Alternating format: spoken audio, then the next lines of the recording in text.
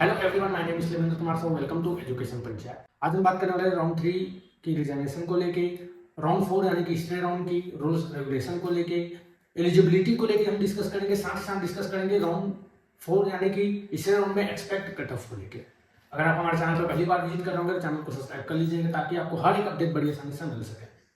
जैसे कि आप सबको पता है, फाइनल रिजल्ट जो कि पब्लिश कर दिया गया है। पहली बात करें रिजर्वेशन को लेके, तो अगर आपको राउंड 3 ऑल इंडिया कोटे एमसीसी में राउंड 3 में आपको कहीं पे अलॉटमेंट आया है और आपने अदर स्टेट वगैरह में किसी भी स्टेट में अगर आपने सीट होल्ड किए हैं तो उसमें आप रिजर्वेशन कर सकते हैं। काफी सारे स्टेट का जो कि आज के डेट में इंडिया है, तो किसी में 29-30 के बीच में हेडिंग रखा गया है रजिस्ट्रेशन को लेकर। लेकिन अगर आपको राउंड 3 में एमसीसी की राउंड 3 में अगर आपको अलॉटमेंट आया है और आप उस सीट को ज्वाइन नहीं करना चाहते हैं तो आप सीधी सी बात है काउंसलिंग से बाहर हो जाएंगे। स्टे राउंड तक आपके पास जाने का कोई ऑप्शन नहीं रहेगा। अगर आपको राउंड 3 में जो अलॉटमेंट आया है उसमें रिजाइन करने की अगर ऑप्शन आई तो एमसीसी ने पहले ही क्लियर कर दिया कि राउंड 3 के बाद रिजाइन करने का कोई पोर्टल ओपन नहीं किया जाएगा। तो आपके पास यही एक ऑप्शन है जिससे आप काउंसलिंग में बाहर हो जाएंगे।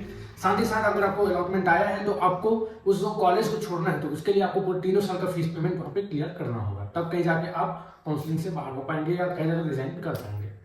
इसके अलावा अगर हम राउंड 4 की एलिजिबिलिटी की बात करें, कौन कौन पार्टिसिपेट कर सकता है उसकी अगर हम बात करें, तो अगर आप किसी भी राउंड में, चाहे फर्स्ट राउंड से अपग्रेड करते करते थर्ड राउंड तक में अगर आपको अलॉटमेंट आया है, या सेकंड राउंड से अपग्रेड करते करते थर्ड राउंड में अलॉटमेंट आया, फ्रेश अलॉटमेंट आया थर्ड राउंड में, लेकिन आपको उस ब्रांच में या उस कॉलेज में नहीं पढ़ना चाहते तो आपके पास कोई ऑप्शन नहीं है। आप सीधी सी बात है काउंसलिंग से बाहर हो जाएंगे अगर आप एडमिशन नहीं लेते हैं। तो अगर आप किसी स्टेट में पार्टिसिपेट कर रहे होंगे, किसी भी स्टेट में पार्टिसिपेट करें तो वहाँ के रूल्स और रेगुलेशन एक बार अच्छे से चेक कर लीजिएगा, क्योंकि इसी के कारण से होता है कि हम बड़ी मुसीबत में फंस सकते हैं रूल्स रेगुलेशन ना देख पाने के कारण। लेकिन इसके साथ साथ में अगर आपको राउंड 3 में अलॉटमेंट आया, आप उसको छोड़ रहे हैं तो आपको दो नुकसान होंगे।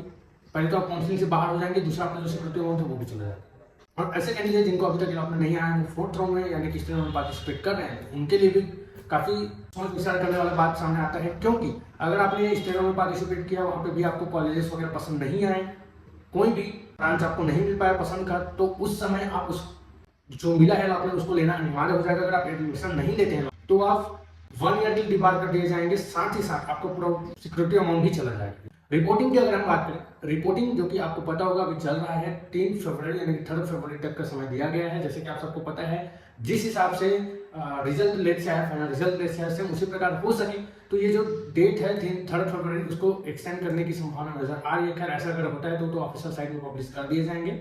अगर आपको अभी तक एडमिशन नहीं मिला है, अगर आपको अभी तक अलॉटमेंट नहीं आया है, आपके पास एक लास्ट ऑप्शन है, बेस्ट से बेस्ट ऑप्शन है, जिसमें आपको जैसे पता होगा थर्ड राउंड में यानी कि लगभग 90% सीटें ऐसी ही फुलफिल हो जा रहती है, बची रहती कुछ गिने चुने सीटें, जिसमें क्लिनिकल हो गया, नॉन क्लिनिकल हो गया, ये ब्रांचेस बचे हुए रहते हैं। क्लिनिकल में भी मोस्ट डिमांडेड सीटें में कुछ सीटें ही बची रहती है मोस्ट डिमांडेड ब्रांचेस में। अगर आपको इस कंडीशन में ऐसे गिने चुने सीटों में से आपको पसंद का ब्रांच चाहिए, तो बजट नॉर्मल है, आपको मीडियम बजट में आपको चाहिए, तो उसके लिए मैं एक ही चीज कहूंगा, आप नीचे दिए नंबर पर तुरंत कॉन्टैक्ट कर सकते हैं। हम आपको A to Z information provide करेंगे और कहाँ आपका एडमिशन हो सकता है पूरी गाइड प्रोवाइड करेंगे। साथ ही साथ 100% एडमिशन कंफर्म करवा के हम आपको देंगे। अगर आप पैड काउंसलिंग सर्विस वगैरह देखना चाहते हैं तो नीचे दिए नंबर पर कॉन्टैक्ट करके A to Z इन्फॉर्मेशन आप ले सकते हैं। बात करें कट ऑफ को लेकर, तो कट ऑफ जैसे कि इस बार में देखो काफी डिफरेंट कट ऑफ आया है, पॉजिटिव नेगेटिव शिफ्टिंग देखने को नजर आई।